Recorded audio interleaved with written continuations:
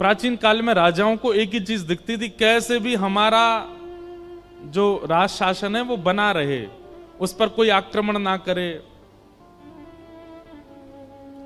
और इस राज शासन की रक्षा के लिए जो दायित्व उठाएगा वो हमारे गुरु जी।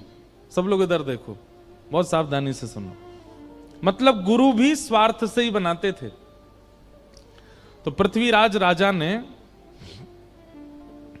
तारानाथ जी को अपना गुरु बनाया, लेकिन उनकी पत्नी वैष्णव थी। उनके गुरु जी थे कृष्णदास पेहारी जी। ठीक है, पति पत्नी के गुरु अलग होना, ये इसमें कोई दोष नहीं है।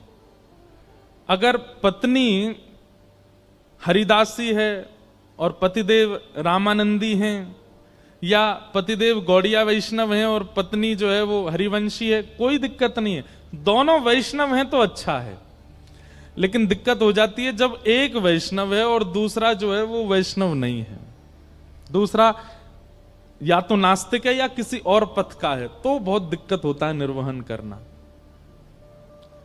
इसलिए हम निवेदन करते हैं कि भाई अभी जितने युवा हैं, अगर तुम वैष्णव हो तो भाई घर वालों से ये कह दो, पैसा वाला हो, सुंदर हो, धनवान हो, पढ़ा लिखा हो, ये सब बात की बात, वैष्णव हो। वैष्णव साथ रहें तो ज्यादा अच्छा है। तो पत्नी तो थी वैष्णव, लेकिन श्री पृथ्वीराज जी महाराज जो थे वो तांत्रिक गुरु जी के चेला थे। कभी बलि चढ़वाते थे उनसे, कभी आधी रात बुलवा करके भिन्न भिन्न प्रकार के हवन करवाते थे, कभी कुछ करवाते कभी कुछ करवाते।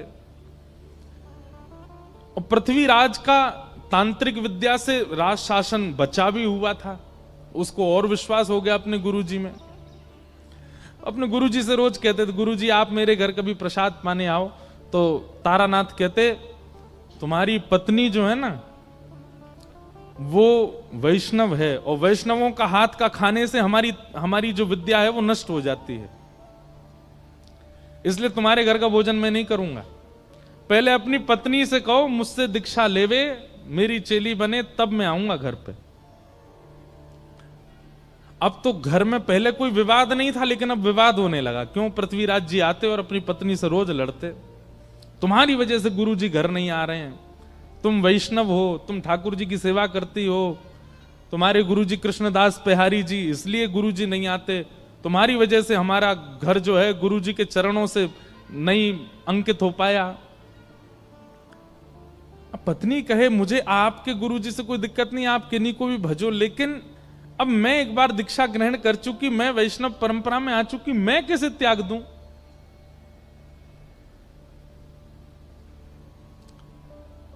गुरु जी तो घर आते ही नहीं थे। एक समय ऐसा आया कि पृथ्वीराज ने भी घर पर प्रसाद पाना बंद कर दिया। आश्रम जाते गुरु जी के पास ही भोजन करते। अब इससे परेशान हो गई उनकी पत्नी, अब क्या करें?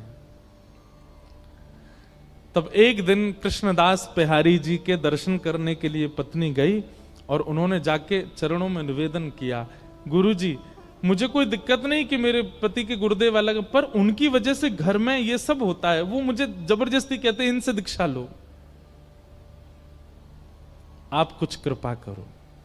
कृष्णदास पेहारी जी ने केवल इतना पूछा, तुम्हारे पति के गुरुदेव वैष्णव हैं कि नहीं, ये बताओ। बोले नहीं वैष्णव तो नहीं, वो तो तंत्र विद्या करते हैं, नींबू टांग दो, मिर्ची यूं कर दो, यहां पे ये कर आओ, वहां पे पीछे दिया जलाओ, पीछे मुड़ के मत देखना, ऐसे ऐसे क्रिया करवाते हैं, ये वैष्णव का काम नहीं।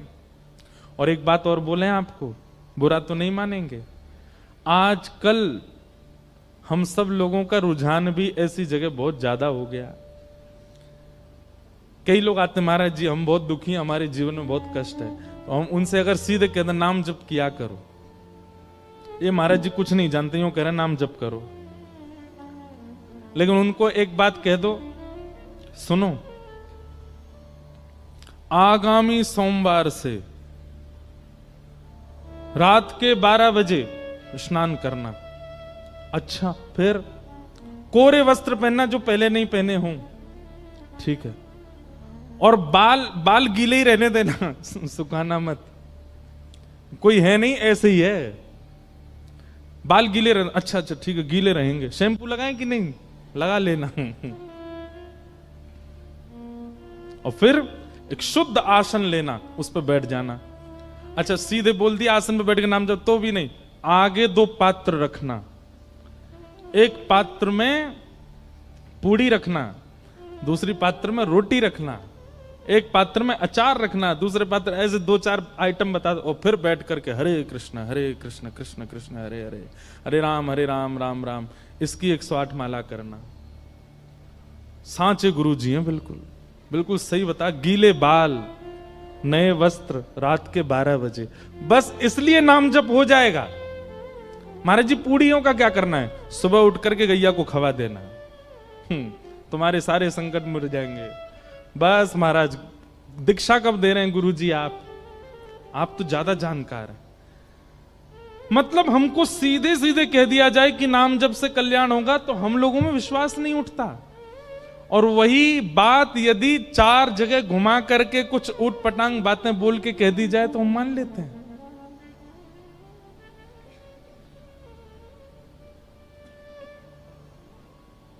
एक बार शिवरात्रि पर मैं गया दर्शन करने महादेव के, तो शंकर भगवान पे काली मिर्च चढ़ी हुई थी खूब सारी। मैंने कि ये क्या है, बोले कि वो कुछ चढ़ा गए, ऐसे ऐसे होता है ये करने। मैंने जय हो, आज शंकर जी बेचारे पजर गए होंगे। क्यों? वैष्णव इन सब में इतने उसके लिए नाम सबसे बड़ा है, उसके लिए सेवा सबसे बड़ी, उसके लिए कथा सबसे बड़ी। अपना कर्म करता रहेगा, गिरना उठना ये तो स्वाभाविक है, संसार में सबके साथ होगा। किसी एक क्रिया से आप कभी ना गिरो ऐसा नहीं हो सकता। आज नहीं तो कल, कल नहीं। एक बात कह दें, तंत्र विद्या से हां जो कल होना है वो परसों पे टल जाएगा, लेकिन होगा जरूर, बच नहीं पाओगे उससे। इसलिए भैया जो आ रहा है आज ही भोग लो, काहे को उसको टालो इतना दूर। तो कृष्णदास बिहारी जी बोले तुम्हारे पतिदेव के गुरुजी वैष्णव नहीं है? बोले वैष्णव तो नहीं है, वो तो ये सब क्रियाकलाप करवाते हैं। बोले रुको हम देखते हैं उनको जाके। और यहां बिहारी जी अपना कमंडल लेकर के और पहुंच गए। आमेर से थोड़ी दूरी पर ही तारानाथ की आश्रम था। वो आश्रम के द्वार के बिल्कुल बाहर जाकर के कृष्णदास बिहारी जी बैठ गए, अपना चिमटा गाड़ दिया, धूना लगा करके वो बैठ के वहीं अपना भजन करने लगे। भीतर जाकर के किसी ने हल्ला किया, बोले बाहर द्वार पर एक महात्मा बैठ गया, आकर के हवन आदि कर रहा है। तो एक तारानाथ जी ने ऊपर से देखा, तो देख करके बोले इसको हटाने का प्रयास करो, इसको यहां से हटाओ, कहीं ऐसा तो नहीं है अपने भक्ति प्रभाव से हमारी तंत्र विद्याओं को नष्ट कर रहा हो। सब लोगों ने जाकर के प्रयास किया, लेकिन कृष्णदास बिहारी जी को कोई हटा नहीं पाया। तब तारानाथ ने सोचा इनको तो मैं हटाऊंगा। तो उसने क्या किया, अपनी तंत्र विद्या से शेर का रूप धारण किया। और शेर का रूप धारण, उसको लगा ये डर के मारे भाग जाएंगे। शेर बन करके जैसे ही आया कृष्णदास बिहारी जी के पास, दहाड़ने लगा सामने खड़ा होकर के। कृष्णदास बिहारी जी बोले हो तो तुम गधे और बन के शेर आए हो। कमंडल से जल हाथ में लिया और भजन के प्रताप से उस पर डाल दिया। बोले जो तुम्हारा स्वभाव है तुम वैसे बन जाओ। और वो शेर से गधा ही बन गए।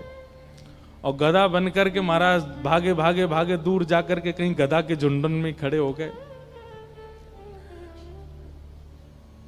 पृथ्वीराज राजा का नित्य का नियम था कि वो रोज अपने गुरुजी को प्रणाम करने जाते थे। आज जैसे ही गाजे बाजे दल बल के साथ में गुरुदेव को प्रणाम करने के लिए आए,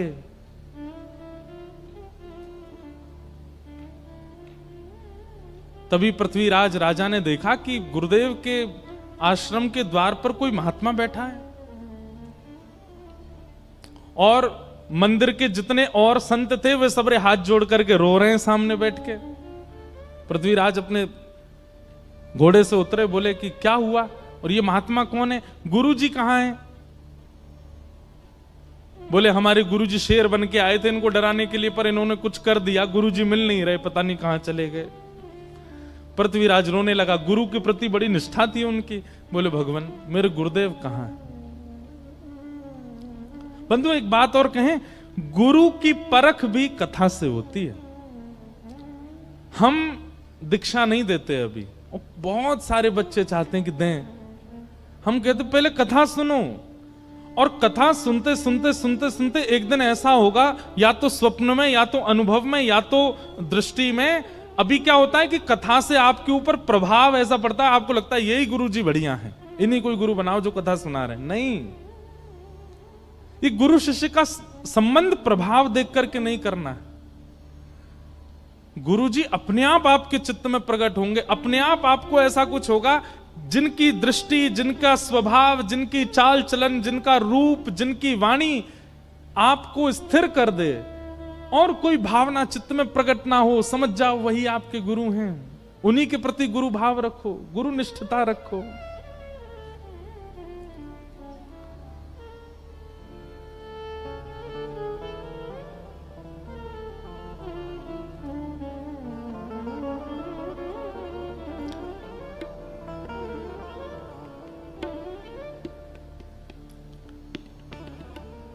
चरित्र, भगवत चरित्र और भक्त चरित्र,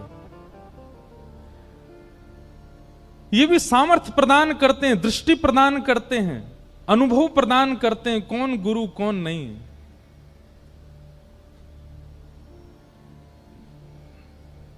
बहुत सावधानी से सुनो।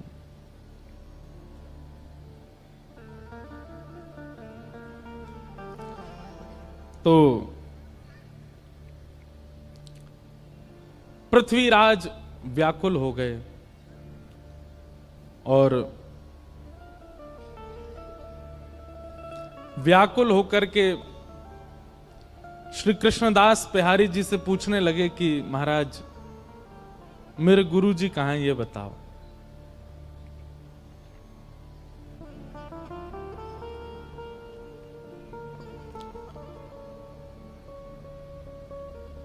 मैं निवेदन कर रहा था कि गुरु बोध भी सत्संग कराता है। कई बार कई लोग ऐसे प्रभाव में पढ़ करके भी गुरु बना लेते हैं, और फिर बाद में उनको लगता है कि शायद हमारे जीवन में परिवर्तन नहीं हो पाया। गुरु वही जो हरि सो मिलावे, गुरु वही जो भक्ति मार्ग दिखावे, गुरु वही जो वृंदा विपिन बसा दे, जो वृंदावन बसा दे, सब छुड़वा दे, तो वृंदावन ही प्रिय लगने लग जाए, वही गुरु है। गुरु वो नहीं जो अपनी आराधना प्रधान रखे। कई लोगों के वचन ऐसे होते हैं कि उनके वचनामृत सुन के वो प्रिय लगने लगते हैं, पर वचनामृत वो श्रेष्ठ जिनके वचनामृत से श्री कृष्ण प्रिय लगने लगे, जिनके वचनामृत से श्री जी प्रिय लगने लगे, वो वचन श्रेष्ठ है। तो पृथ्वीराज गलत गुरु बना चुके हैं अपने जीवन में। आज पेहारी जी के सामने जाकर के बोले महाराज मेरे गुरु जी कहां हैं, मैं आपसे कुछ नहीं चाहता, अपने पूरे आमेर के किले को आपके चरणों में न्योछावर कर दूंगा, बस मेरे गुरुदेव का पता बता दीजिए वो कहां है।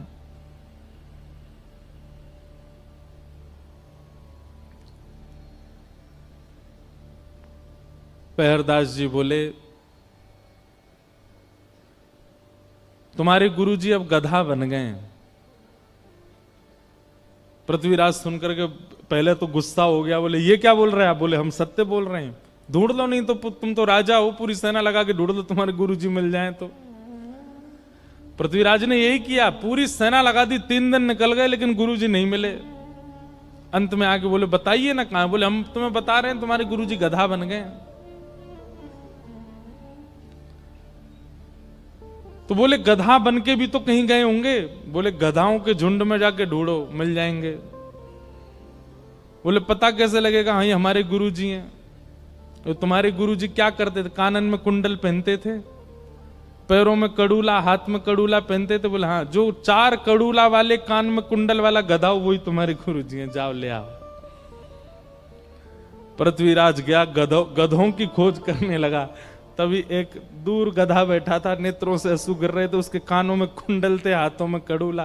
पृथ्वीराज गिर गया, जय हो गुरुदेव, मेरे गुरुदेव मिल गए। लेकर के बिहारी जी के पास आया। बोले ये आपने क्या कर दिया मेरे को? बोले देखो, हम तुम्हारी नेत्र खोलना चाहते हैं। ये तंत्र विद्या में पड़े हुए और दुनिया भर के इन सब कार्यों में पड़े हुए ये गुरु नहीं हो सकते हैं। गुरु वही जो हरि सो मिलावे। क्षमा कीजिए, एक तो आपकी भी गलती है, आपकी नहीं मतलब हम तो पूरी दुनिया को ही कह रहे हैं, गलती है कि हम गुरु से भी केवल अपनी जिज्ञासाएं ही क्यों पूछते हैं। हमारे घर में सब सुखी हो जाए, सब अच्छा हो जाए, यही याचना क्यों करते हैं? कभी ये क्यों नहीं कहते कि चलिए भले ही हमारे घर में सब कलेश हैं, हमारे घर में सब व्यथित है, हमारे काम नहीं बनते, पर ये सब छोड़िए, ये बताइए हरि कब मिलेंगे, ठाकुर जी कब मिलेंगे?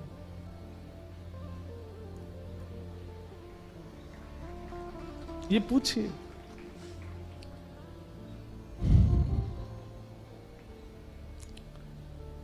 बिहारी जी ने कहा तुम्हारे गुरुजी तंत्र विद्या बहुत जानते थे, इनसे कह दो अपने आप अपने रूप में आ जाएं।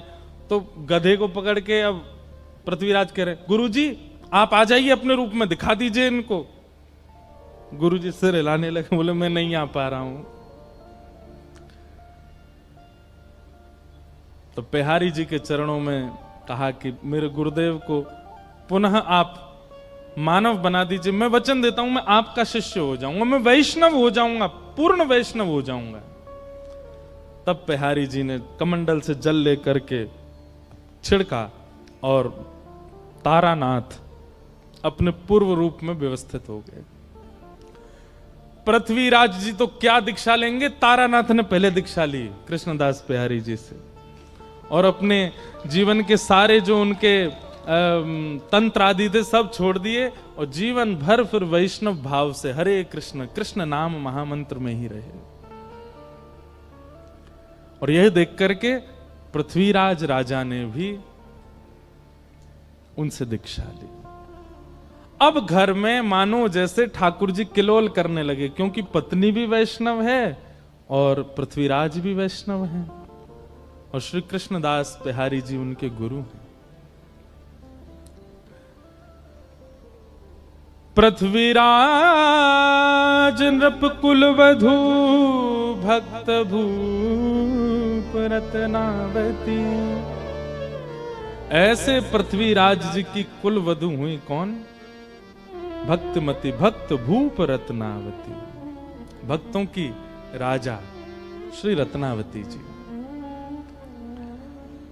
रत्नावती जी का स्वभाव कैसा है?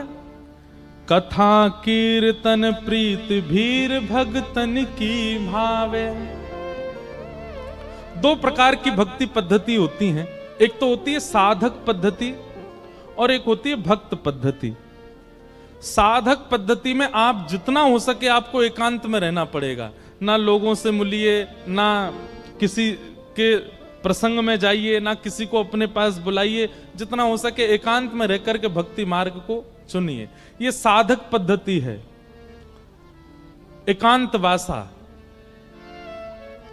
और दूसरी पद्धति होती है भक्ति पद्धति, जो हम लोग कर रहे हैं। भक्ति पद्धति में अकेले नहीं रहना है। इसमें क्या करना है? तो अकेले नहीं रहना, तो कैसी भीड़ में रहना है? बोले हरि नाम गाने वाले, हरि सुमरण करने वाले, हरि तिलक लगाने वाले, हरि जी को भजने वाले, ऐसे चारों ओर इर्द गिर्द वैष्णव बैठे हो, बीच में हम रहें, ऐसों के बीच रहना। कथा कीर्तन प्रीत भीर भगतन की भावे। कथा कीर्तन में रुचि होना और भक्तों की भीड़ देख करके हृदय में अति आनंद होना। इतने सारे वैष्णवों को देख करके मन प्रफुल्लित हो जाए। किसी अन्य के माथे पर वैष्णव तिलक देख करके, कंठ में वैष्णवी माला देख करके आपके चित्त को अत्यंत आनंद होता हो। हम ये बात भैया बहुत कहते हैं कथा में कि जैसे ही कपाट खुलते ही राधा रमन जी को देखते ही आपकी भुजाएं खड़ी हो जाती हैं, रोंगटे खड़े हो जाते हैं, मुख से नाम स्मरण प्रारंभ होता है, बोल राधा रमन लाल की। ऐसे ही राह चलते भाई कोई भक्त को देख करके रेलवे स्टेशन, बस स्टैंड पर या एयरपोर्ट पर कोई वैष्णव देखा और कोई लज्जा ना करी, तुरंत बोले महाराज श्री राधा वल्लभ लाल की। उसके तिलक स्वरूप को देख करके आप इतने प्रसन्न हो गए। समझो अब आप ठाकुर जी के मिलन के बहुत समीप आ चुके हो, क्योंकि जो सुख आपको ठाकुर को देखने में प्राप्त होता है वही सुख आपको वैष्णव भेषधारी को देखने में प्राप्त होता है। जैसे दिल्ली से अमृतसर आने पर माइलस्टोन आते हैं, Amritsar 150 kilometre, Amritsar 50 kilometre, Amritsar 10 kilometre. जैसे जैसे किलोमीटरों के साइन बोर्ड आते हैं राहत मिलती है। ठीक वैसे ही भक्ति पथ पर यह एक साइन बोर्ड है कि एक अन्य वैष्णव को देख करके आपके चित्त को बहुत शीतलता मिलती है, बहुत आनंद मिलता है। हमारे अष्ट सखा गाते हैं तो राजा माधव सिंह जी की पत्नी श्री रत्नावती अपनी टेक नहीं टारी। चरित्र ऐसे प्रारंभ होता है कि एक वैष्णव का संस्पर्श भी यदि जीवन में है तो ठाकुर जी उसके माध्यम से भी आपको प्राप्त कर सकते हैं। बहुत सावधानी से सुनिए सब लोग। एक पूर्ण वैष्णव भी यदि जीवन में आ जाए और उसका संस्पर्श प्राप्त हो जाए तो उसकी कृपा से भी भगवत प्राप्ति संभव है। रत्नावती जी राजकुल वधू अपनी पूर्ण मर्यादा में रहती थीं, लेकिन उनकी दासी गुसाई विठलनाथ जी की शिष्या और उसके चित्त में ठाकुर जी की अनन्य भक्ति विद्यमान।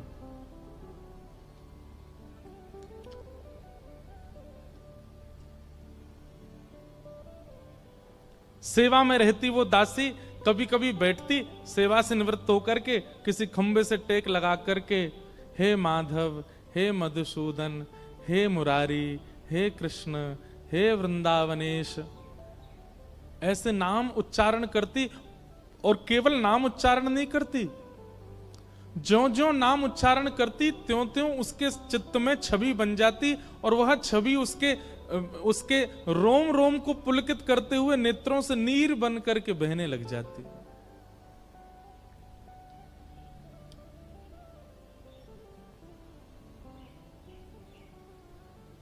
कृष्ण नाम जब ते सुनो रियाली, भूली री भवन में तो बाबरी भई रे। कृष्ण नाम जब ते सुनो रियाली।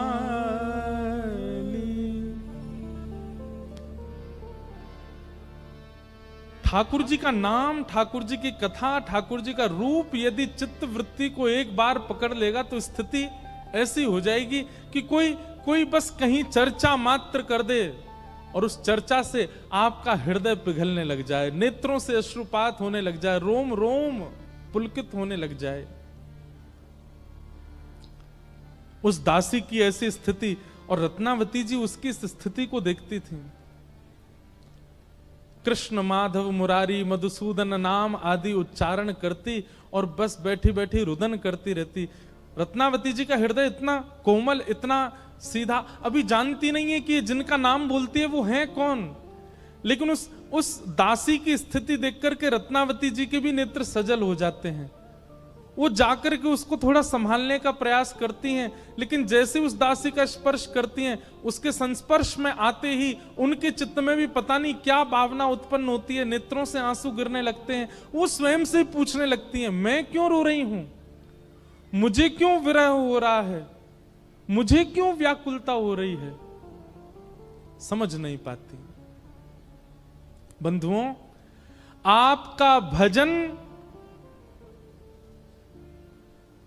मूलतः आपके अंग को लग रहा है या ठाकुर जी आपके भजन से प्रसन्न हैं, उसका यह भी एक प्रतिफल होगा कि आप जिस सभा में उपस्थित हो जाएंगे, आपकी उपस्थिति से कम नहीं तो कुछ वैष्णवों में भी भक्ति भाव उत्पन्न होने लगेगा। वो इत्र किस काम का, जिस इत्र को लगा करके सभा में गए और किसी को पता भी ना चला कि आपने इत्र लगाया था। अरे इत्र तो तब श्रेष्ठ माना जाता है कि सभा में गए और 5 लोग आपके समीप आए, आपका आलिंगन किया, तो वे भी जब घर गए तो उनसे भी कोई पूछने लगा कि ये सुगंधी कैसी है। हमारा भजन हमारे वातावरण में प्रकट होने लग जाता है। हमारी उपस्थिति, हमारा स्पर्श, हमारी बोली चाली, हमारा किसी के पास बैठना उसके चित्त में भक्ति को प्रकट कर देता है।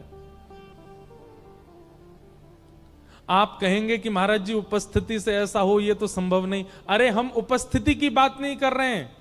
आज वर्षों बाद भी, वर्षों पूर्व लिए हुए भक्तों ने जन्म, उनका नाम मात्र लेने से भक्ति प्रकट हो जाती है। एक नाम ले दें बस, मीरा, कितनों के चित्त में प्रेम प्रकट हुआ, कितनों के चित्त में गिरधर लाल प्रकट हुए। तुलसीदास, नाम लेते ही राम प्रकट हो जाते हैं चित्त में। सूरदास, नाम लेते ही गोपाल जी प्रकट हो जाते हैं चित्त में। प्रहलाद, नाम लेते ही नृसिंह प्रकट हो जाते हैं चित्त में। ध्रुव, नाम लेते ही चतुर्भुज हरि प्रकट हो जाते हैं चित्त में। अरे आप स्पर्श की बात करते हैं, हजारों वर्ष पूर्व लिए गए जन्म, उन भक्तों का नाम लेने मात्र से हरि प्रकट हो जाते हैं। स्पर्श से और उपस्थिति से कैसे नहीं होंगे? इसका मतलब हमारे भजन में ही सामर्थ्य नहीं है कि हमारी उपस्थिति से भी कोई फायदा नहीं हुआ किसी को।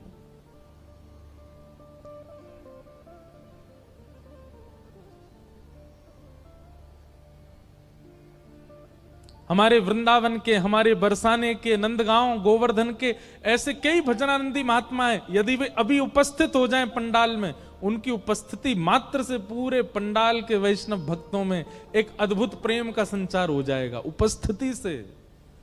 क्योंकि भजन भाव, भजन बल है जीवन में। रत्नावती की वो दासी है तो दासी, पर उसका भजन बल ऐसा है कि एक राजवंश के भोगों में सदा लिप्त रहने वाले लोगों में जन्मी रत्नावती, उसको देखने मात्र से नेत्र सजल होते हैं। और स्पर्श करके तो रत्नावती ऐसी व्याकुल हो गई, स्वयं से पूछ रही हैं, मैं क्यों रो रही हूं, मुझे इतना रोना क्यों आ रहा है? अरे नाम तुम बोलती हो, नेत्र मेरे सजल क्यों होते हैं? दासी को जब चेतना आई, तब वह बताती है कृष्ण कौन है, उनका स्वरूप कैसा है, उनको मधुसूदन क्यों कहते हैं, वो वृंदावनेश कैसे हैं, वृंदावन की शोभा कैसी, वृंदावन में यमुना जी कैसी, वृंदावन के लता गुल्म पत्र कैसे, श्री किशोरी जी के साथ नित्य विहार कैसा, ये सब लीलाएं सुनाती और रत्नावती नेत्र बंद करके श्रवण करती है।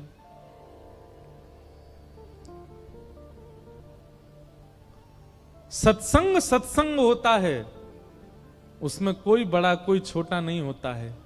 एक दासी की कृपा से एक महारानी भक्त हो गई, ये रत्नावती जी के चरित्र में आता है।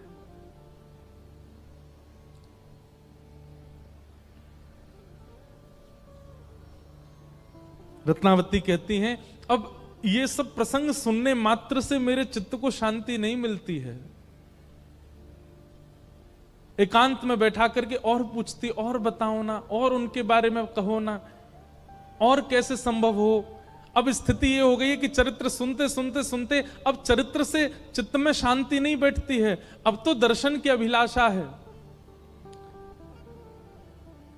दर्शन को नैना तपे, वचन सुनन को कान, मिलवे को ही रात पे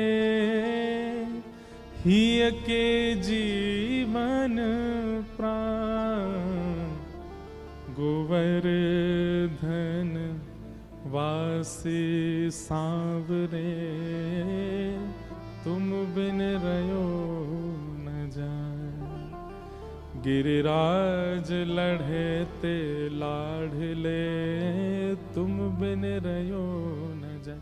एक बात कह दें, अनुचित लगे तो क्षमा, पर कथा में यदि कथा सुन के व्याकुलता नहीं हुई भगवत मिलन की, तो कथा कहां सुनी आपने? जोशी जी कथा करने आते हैं नित्य मीराबाई के यहां, और नन्ही सी मीरा सामने बैठकर के कथा सुनती है। कथा करने के बाद जब जोशी जी जा रहे होते हैं, सब लोग आकर के प्रणाम करते हैं जोशी जी को, पर मीरा आकर के उनका कुर्ता पकड़ लेती है और कहती है मेरे एक प्रश्न का उत्तर दीजिए ना। जोशी जी सोचते हैं छोटी सी लाली ज्यादा से ज्यादा क्या पूछेगी, कहो मीरा क्या प्रश्न है। नेत्र सजल हैं छोटी सी मीरा के, बड़े बड़े नेत्रों में अश्रुबिंद, और कहती है आप जिनकी कथा सुनाते हो, आप जिनके बारे में मंच पर बैठ के बोलते हो, जिनके गुण ऐसे, कर्म ऐसे, रूप ऐसा, स्वभाव ऐसा, ये जिनके बारे में आप बोलते हो, ये मुझे कब मिलेंगे? ये मुझे कब मिलेंगे? ऐसी जिज्ञासा आज तक जोशी जी से किसी ने नहीं की है जैसी वो छोटी सी मीरा कर रही है। और यही सत्संग का फल है कि सुनने वाले श्रोता के चित्त में वो व्याकुलता प्रकट हो कि मुझे कब मिलेंगे श्याम।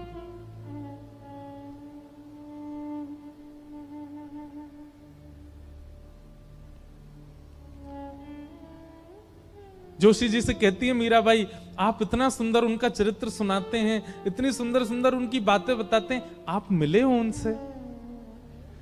ये जो उनकी व्याकुलता है, यही भक्ति में आवश्यक है। हम व्याकुल ही नहीं हैं, हम चिंतित ही नहीं है मिलने के लिए, बस कथा सुनते हैं, थोड़ी चित्त को शांति मिलती है, घर चले जाते हैं।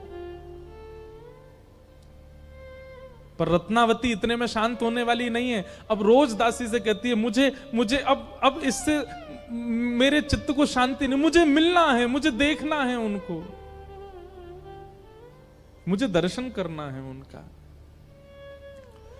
तब दासी रत्नावती जी को छुपा करके ले गई गुसाई विठलनाथ जी के पास और वहां गुरु दीक्षा ग्रहण कराई, और गुरु दीक्षा दिला करके एक नीलमणि ठाकुर जी सेवा में लेकर के आई हैं। अब तो जब से रत्नावती ने ठाकुर जी की सेवा प्रारंभ की है, पूरे दिन तो उनकी सेवा में रहती हैं, और रात्रि जैसे शयन कराती हैं ठाकुर जी को शयन कराती रत्नावती भी सो जाती हैं। एक क्षण भी जागती नहीं, तुरंत सो जाती हैं, और निद्रा में जाकर के स्वप्न में अपने सेवा के ठाकुर के साथ ही लीला करती हैं। उनके साथ कभी भ्रमण पे जाती हैं, कभी निकुंज में रहती हैं, कभी यमुना जल में क्रीड़ा करती हैं, कभी कोई क्रीड़ा, मतलब अब रात दिन जागृत सुसुप्ति अवस्था एक क्षण भी ठाकुर के बिना रहती नहीं है रत्नावती।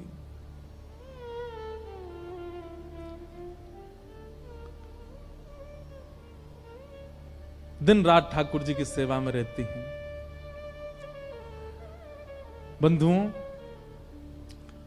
मुझे आश्चर्य होता है इस चरित्र में कि एक दासी, उसके प्रति सदैव दासी का ही भाव रहता है बड़े लोगों का, लेकिन उस दासी की स्थिति और भाव देख करके एक महारानी इस भक्ति की अवस्था में पहुंच गई। आप इससे क्या समझते हैं?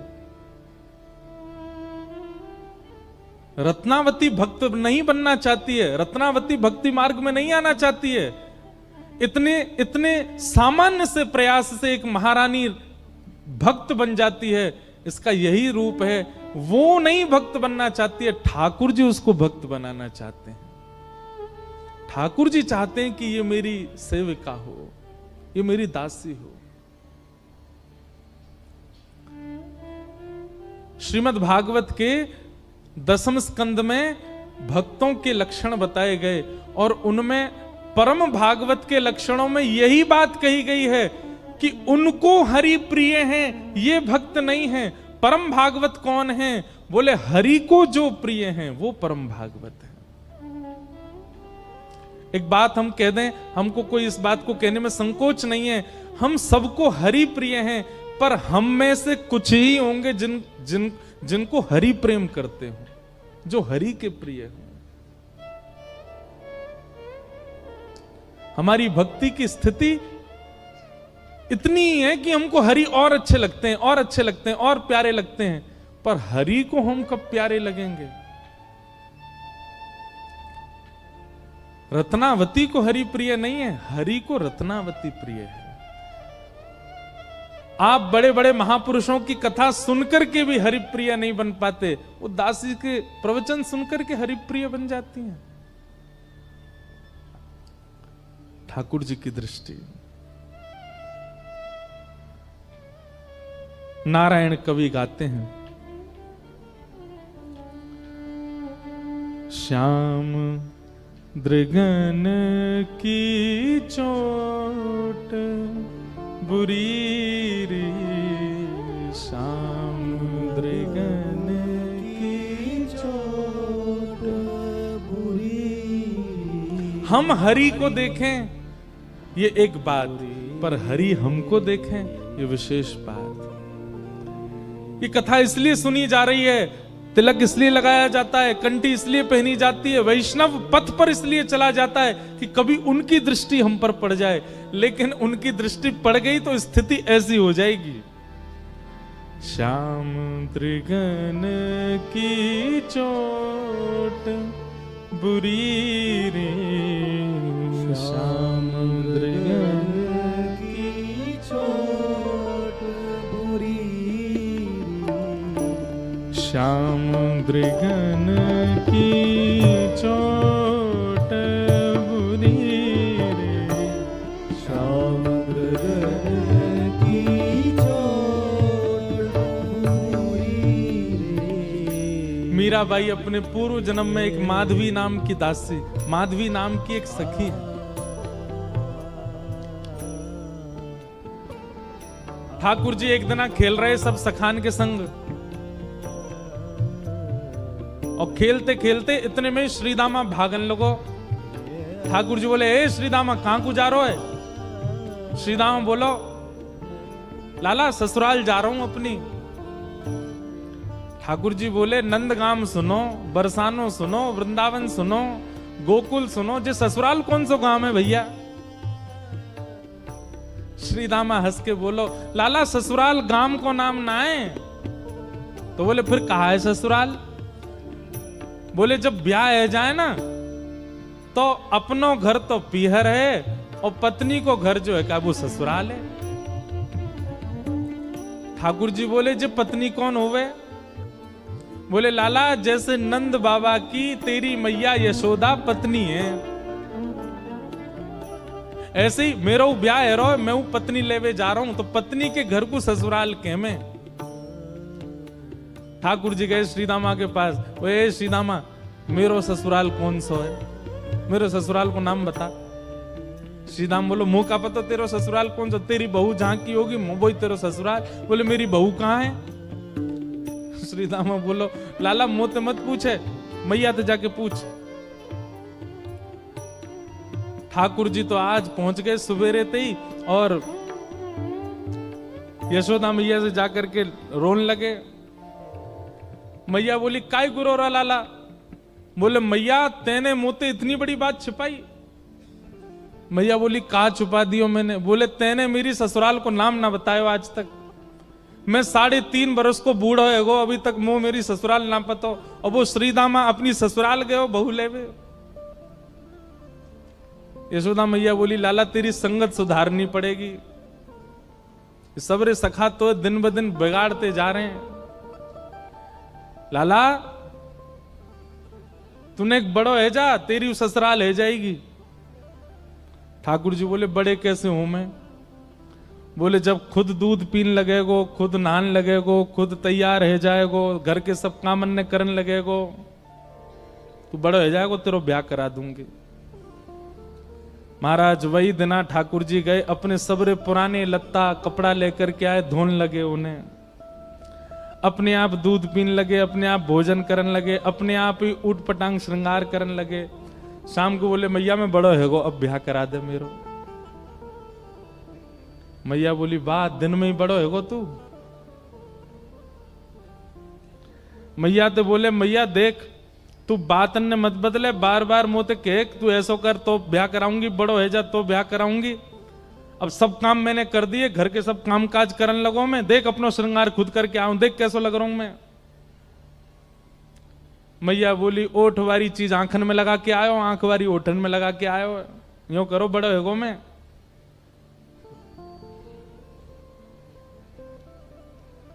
ठाकुर जी बोले मैया मेरो ब्याह करा दे, नहीं तो श्रीदामा बहू लेके आ रहा हूं, बाकी बहू ले आऊंगा मैं, वही की बहू को ले आऊंगा, वही की ससुराल को अपनो बना लूंगा। तभी एक सखा दौड़ो दौड़ो आयो, बोले ए लाला देख श्रीदामा बहू लेके आ गो। बहू को नाम सुनते ही ठाकुर जी तो मचल गए, लेके चल मुंह को जल्दी। मैया रोकन लगी, बोले लाला ने सुधर के तो जा, कैसो बन के जा रहा है। ठाकुर जी तो दौड़े दौड़े गए, बोले कहां ते आ रहे हो, बोले वहां ते आ रही है पालकी में बैठ के, बाकी बहू आ रही है। ठाकुर जी पहुंच गए, बीच रास्ता में रोक ले, सबको कथा पता है। माधवी की मां ने पहले ही मना करके भेजा था कि बोले तेरे सखा, तेरे पति जो श्रीदामा, उनके जो सखा कृष्ण है उनको मुख मत दिखाइयो। ठाकुर जी पालकी में घुस गए, हाथ पांव जोड़ के कहने लगे भाभी जी एक बार ने अपना मुख दिखाए दो, लेकिन माधवी ने नहीं दिखाया। अब देखो भक्त नहीं चाह रहा है कि ठाकुर जी को मैं मुख दिखाऊं, पर ठाकुर जी तो देख रहे हैं ना। आप कितनों भी उनको देख लो, लेकिन आपके चित्त में भक्ति को संचार तभी होगी जब उनकी कटाक्ष आप पे पड़ेंगे। तो एक बात तो सिद्ध है कि यहां बैठे जितने भी हैं, एक बार भी यदि नाम के प्रति प्रेम आपके चित्त में बढ़ रहा है तो ठाकुर जी ने कभी तो देखे, भूल के ही सही देखे तो हैं हम, तभी हमारे चित्त में भाव उत्पन्न। ठाकुर जी कह रहे हैं देख ले, बड़े बड़े जोगी, बड़े बड़े तपस्वी, बड़े बड़े ध्यानी हमारे मुख को देखवे के काजे तड़पे, और हम तेरे सामने बैठे तू हमें मोहना दिखा रही अपनो।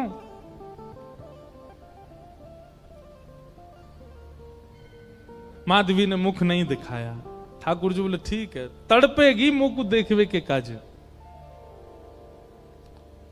माधवी बोली मोए ना तड़पनो, मेरे पास मेरो खसम है, वही देख लूंगी, तुम्हें काई को देखना। ठाकुर जी बोले वचन दे के जा रहा हूं, तड़पेगी। जैसे छोटे से बालक कभी कभी बड़ी बड़ी बात करते हैं तो बड़े लोग उसको मजाक में लेते हैं, ऐसी माधवी ने भी मजाक में लिया, देखा ही नहीं ठाकुर जी को।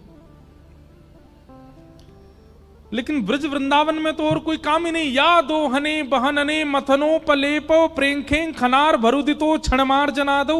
श्री सुकाचार्य जी वर्णन करते हैं वृंदावन में कैसी स्थिति है।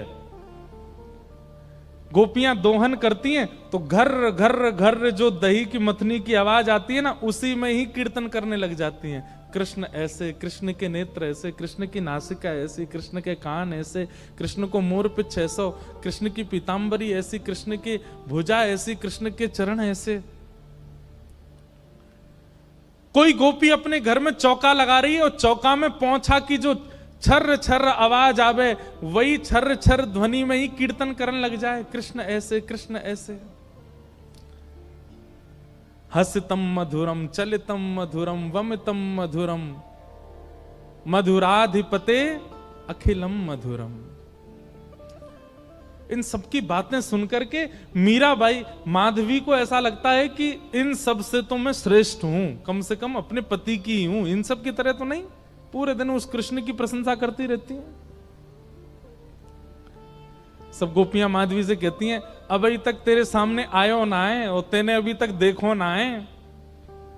अरे या प्रेम को काम भावना ते मत देखियो, 3.5 वर्ष को 4 वर्ष को है, लेकिन वाक्य प्रति एक अलग ही प्रेम प्रकट है जाए।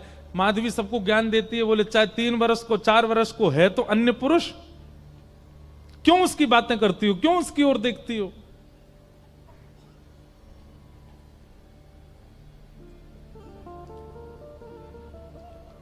लेकिन 24 घंटे गोपियों के बीच में रहती माधवी को और कोई चर्चा ही नहीं सुनाई देती। सब केवल कृष्ण की बात करती हैं, जल भरती हैं तो, बैठती हैं तो, भोजन बनाती हैं तो, बतियाती हैं तो, श्रृंगार करती हैं तो, हर समय कृष्ण कृष्ण कृष्ण कृष्ण। माधवी ने कुछ समय अकेले रहने का भी प्रण लिया, लेकिन अकेले रह नहीं सकती, जंगल है, कहां अकेली जावे, जाना पड़ता है उसको। अब यहां देखो, माधवी चाहती नहीं है ठाकुर जी के सन्मुख आना, वो चाहती नहीं चर्चा सुनना, लेकिन ठाकुर जी चाहते हैं ना। बस यही हमारी भक्ति का भाव है, ठाकुर जी बस चाह जाए हमारे लिए। अभी वो चाहे नहीं है, अभी तो प्रयास हमारी ओर से चल रहा है। जिस दिन उनका प्रयास हो गया, उस दिन हमारी भक्ति सार्थक हो जाएगी। और वो प्रयास हमारे लिए करें, उसी के लिए सब नियम है।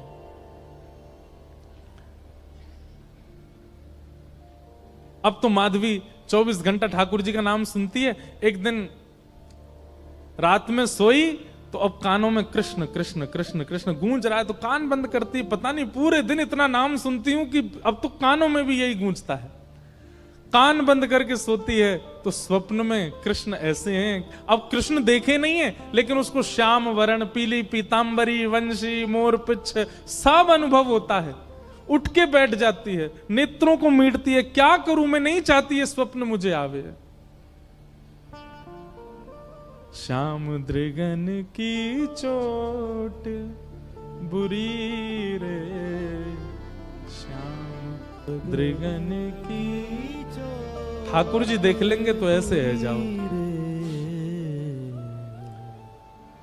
अब धीरे धीरे माधवी की स्थिति ऐसी होने लगी कि अब वो ना चाह करके भी कृष्णमयी ही हो गई है।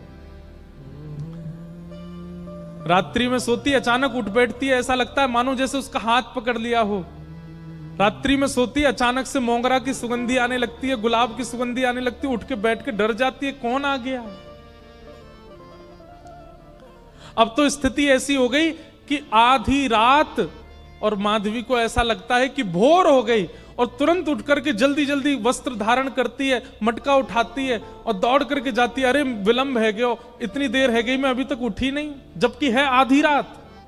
दिन रात सब परिवर्तित हो गया।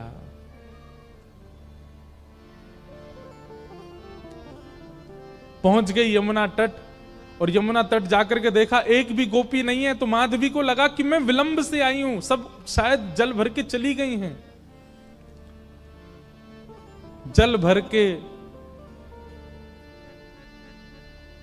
रोज जाती है माधवी, लेकिन आज पता नहीं उस पात्र में इतना भार कहां से आ गया कि स्वयं ही नहीं उठा पा रही है। इधर उधर देखने लगी, याचना करने लगी, कोई तो आवे, कोई तो उठा दे। आधी रात उसके लगा है कि अभी भोर हो गई है, और तभी कोई नहीं है वहां।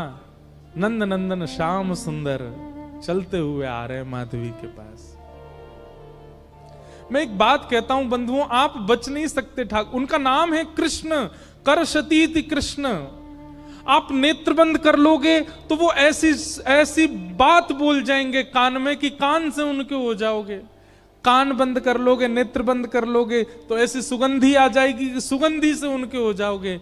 नाक, आंख, कान सब बंद कर लोगे तो आपके अधर पर एक ऐसा रस टपका देंगे कि उससे उनके हो जाओगे।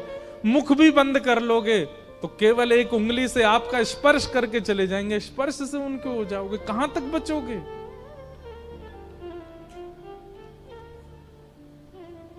माधवी की मति घूम गई है।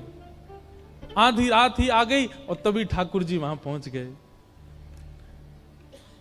पहले तो चाल देखी तो चाल पर मोहित हुई, फिर जब वक्ष देखा तो वक्ष पर, जब हाथ देखे तो हाथ की चलन पर मोहित हो गई, और मुख देखा तो भूल गई सुध बुध।